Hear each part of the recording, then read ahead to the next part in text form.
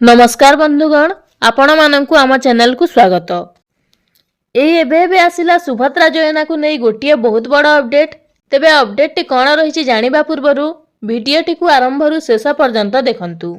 सुभद्रा योजना नहीं उपमुख्यमंत्री बड़ घोषणा, आसंता काली मिलिबो सुभद्रा टंका।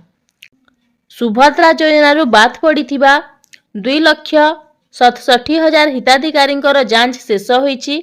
तेबे जांच पर 22% आवेदनकारी को काली सुभद्रा टंका मिलिबो।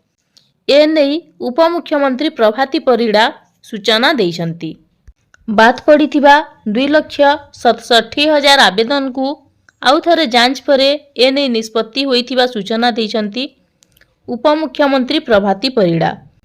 बाकी जेउ मानकर जमी समस्या जोगु तालिका रे ना नाही, तांको ना रे जमी नाही किंतु से माने धान बिकिछंती, एही विवाद रे फिजिकल वेरिफिकेशन हेबो। से माने डिसेंबर रे टंका पाइबे।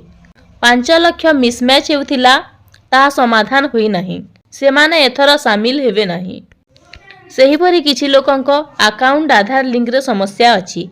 आधार अकाउंट मोबाइल नंबर संजोग कराइबा परे से माने शामिल हेबे। एहार समाधान हेबा परे डिसेंबर रे से माने टंका पाई परिबे। बात पड़िथिबा हिताधिकारी को शामिल करिबा जाए प्रक्रिया जारी रहिबो। शेष हिताधिकारी को जोड़िबाकू मुख्यमंत्री निर्देश रहिछि।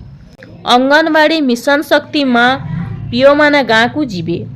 तेबे आसंता काली सुंदरगढ़ रु 20 लाख ऊर्ध्व महिला को सुभद्रा टंका मिलिबो बोली सूचना देइछंती उपमुख्यमंत्री।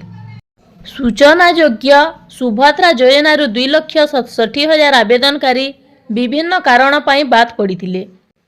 सेमानंकु आउ थरे जांच करी शामिल करिबाकू निष्पत्ति होइथिला। बीडीओ मानंकु नोडाल एजेंसी दायित्व दिया जाइथिला। रिपोर्ट आसीबा परे गुरुवार बैठक करी निष्पत्ति होइथिबा सूचना देइछंती उपमुख्यमंत्री प्रभाती परिड़ा। तेबे एही परि अनेक गुडे इन्फॉर्मेटिव वीडियो देखिबा पाई हम चैनल को सब्सक्राइब करंतु। धन्यवाद।